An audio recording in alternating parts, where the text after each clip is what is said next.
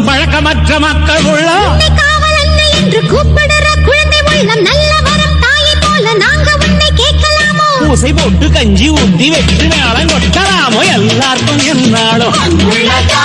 திரிசூலம் கையென்றும் புவியாடும் மாத்தாவோ முக்கண்ணன் மனையாளோ எழகிட்ட மென்மேலும் அன்புள்ள தாயோ